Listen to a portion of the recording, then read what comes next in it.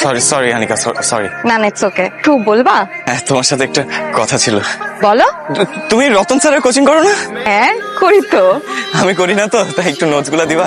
ঠিক আছে, আমি তোমার জন্য ব্যবস্থা করতে পারি। আর কিছু বলবা? স্যার তুই আমাকে তোমার নাম কি জানো? অবন্তী। তুমি দেখছি লাগছে। মাকসুদ ভাইয়ের বাসার ছাদ। তুমি এটা রাখো। আমার জন্য?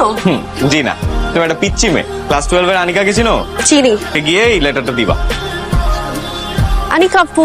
আরে অবন্তী, কি অবস্থা তোমার? কেমন আছো? ভালো, এটা তোমার জন্য। কে দিল তোমাকে? আমি তো জানি না, আমাকে বললো তোমাকে দিতে তাই দিল। আচ্ছা ওকে। আনিকা চিঠিটা পেয়ে কোনো রিপ্লাই দেয়। মেয়েরা কি এত সহজে সবকিছু বলে? মেয়েদের বুক ফাটে তো মুখ ফোটে। এরপরে আর কখনো বলেননি আনিকা আপুকে? আর হয়তো কখনো আমাদের দেখা হবে না, সো ক্যান আই? শিওর। ভালো থেকো, বাই।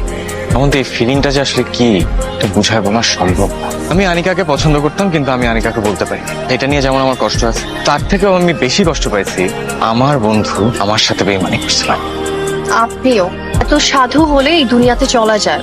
তো সহজ সরল যে মেয়েদের সাইকোলজি কিচ্ছু বুঝেন। ব্যাপারটা এমনও হতে পারে আনিকা আপুর সাথে আজাদ ভাইয়ের কখনো প্রেমই ছিল না। আজাদ ভাই হয়তো আপনাকে সব বানায় বানায় বলছে। আমি তো ভাবি নাই কখনো। মাকসুদ ভাই তুমি এমন কেন? আমি তো এমনই। আচ্ছা আজাদ ভাই, আপনার কি আসলে আনিকা আপুর সাথে প্রেম ছিল? মানে কতদিনের ছিল? আচ্ছা আমি বুঝলাম না, এতদিন পরে এগুলো প্রশ্ন কেন উঠতেছে? আমার ধারণা যে আপনার আনিকা আপুর সাথে কোনো প্রেম টেম কিছুই ছিল না। আসলে কি ছিল? আমার না তোমাকে ভালো লাগে। তো সেটা লাগতেই পারে, যে কারণে লাগতে পারে। মানে এই ভালো লাগাটা না সেই ভালো লাগে না, আমি তোমাকে ভালোবাসি। এই ছেলে, তুমি জীবনের মানে বুঝো যে তুমি আমার সাথে পুরো জীবন কাটাতে চাও? হ্যাঁ, আমি তোমার হাত ধরে বাকি জীবন থাকতে চাই। টাইগার ছু বাচ্চা, তুই নিজে প্রেম করছ নাই, নিজে কথা কইছস, নিজে কস নাই, আমারও কইতে না চাই। আন্টি আমি কিন্তু আপনাদের বাসায় গিয়েছিলাম, আপনার মনে আছে না? হ্যাঁ, কেন মনে থাকবে না? অনেক করবে। ঈদের সময় সালামি আনতে যেত না? ওই যে একবার ঈদে তোকে সালামি দেওয়ার পর তুমি কান্নাকাটি শুরু করলা, আমি তো ভয় পেয়ে গেছি যে সালামি কম দিলাম। পরে শুনলাম পুরান টাকা দিছি বলে তুমি কান্নাকাটি করছো। আরে আজকে তো ঈদের দিন না। এতদিন পরে আপনাদের সাথে দেখা হয়েছে, করে নিন আজকেই এটা আমার জন্য ঈদের। বিয়ে শাদী করবো না? আন্টি আমাকে বিয়ের সাথে কথা বলার না তো, আমার লজ্জা লাগে। আন্টি চা খাবেন? হ্যাঁ খাও। আর আঙ্কেল আপনি তো চিনি খান না, লেবু দিয়ে রং চা, রাইট? তোমার সবকিছু মনে আছে এখন? হ্যাঁ, কেন থাকবে না আঙ্কেল, আমি আসছি।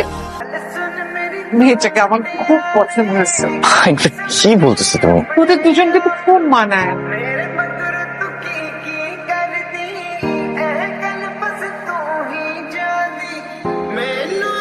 ছিপছিপে গড়ন কন্যার কাজল আপনি এখনো রেডি হননি? না, রেডি তো হয়েছে, মানে এটা টাই পড়তে পারেন না? আপনি না কর্পোরেট জব করেন দেখি। সত্যি সত্যি ছেলে রোম্যান্স দেখতে কিন্তু খুব ভালো লাগছে, তাই না? আরে ওর প্রেমটা তো আমি শুরু করাই দিছি। আপনি কি নার্ভাস? কেন বলো তো? আজকে আপনার আনিকাপুর সাথে দেখা হচ্ছে। কোন আনিকা? আপনার আনিকা।